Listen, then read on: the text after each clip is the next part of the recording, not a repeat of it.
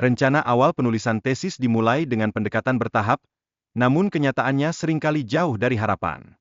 Penundaan menjadi tantangan utama dalam menyelesaikan tugas besar ini. Tekanan mendekati tenggat waktu menciptakan situasi mendebarkan bagi penulis.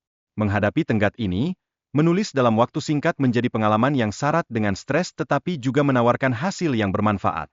Hasil akhir tesis seringkali mengejutkan dan mendapat pengakuan dari pihak sekolah. Momen ini memperlihatkan bahwa terkadang hasil terbaik muncul dari situasi yang paling mendesak. Penunda seringkali merasa bingung dengan perilaku mereka yang berbeda dari orang-orang yang tidak menunda. Mereka berusaha memahami alasan di balik kebiasaan ini. Dalam eksperimen, penunda dan non-penunda menjalani pemindaian MRI untuk membandingkan aktivitas otak mereka. Hasilnya menunjukkan perbedaan mencolok antara kedua kelompok. Otak penunda menunjukkan rational decision maker yang seringkali terpengaruh oleh instant gratification monkey. Hal ini membuat mereka lebih memilih kegiatan yang tidak produktif dan menyenangkan. Instant gratification monkey hanya mengutamakan kesenangan sesaat, tanpa memperhitungkan konsekuensi di masa lalu atau masa depan.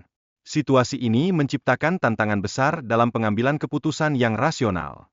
Rational decision maker membantu kita merencanakan masa depan dan memahami gambaran besar, yang jelas berbeda dengan pendekatan hewan lain yang hanya mengejar kesenangan saat ini.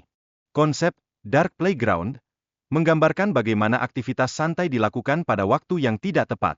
Hal ini menciptakan rasa bersalah dan kecemasan pada para penunda. Monster panik menjadi simbol tekanan yang muncul saat kita berhadapan dengan tenggat waktu atau konsekuensi yang menakutkan, menjadi motivator yang tak terduga bagi penunda.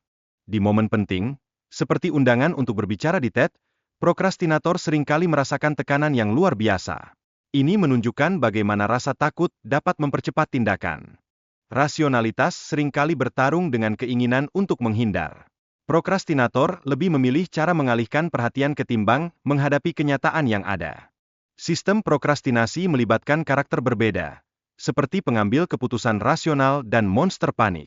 Ketiganya memainkan peran signifikan dalam cara seseorang menangani tugas mereka.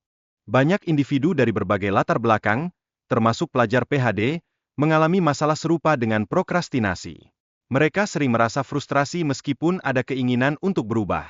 Prokrastinasi yang tidak dibatasi oleh waktu dapat terjadi dalam karir kreatif dan aspek hidup penting lain, seperti kesehatan dan hubungan. Ini menciptakan tantangan tambahan bagi mereka yang ingin memotivasi diri. Prokrastinasi jangka panjang seringkali lebih sulit dikenali dan dibicarakan dibandingkan dengan bentuk jangka pendek yang bisa jadi lebih lucu. Hal ini terjadi secara diam-diam dan personal. Banyak orang merasa frustrasi bukan karena gagal meraih impian, tetapi karena kesulitan memulai proses menuju pencapaian tersebut. Ini menjadi sumber ketidakpuasan yang besar. Kita semua perlu menyadari bahwa setiap orang pasti menunda sesuatu dalam hidup.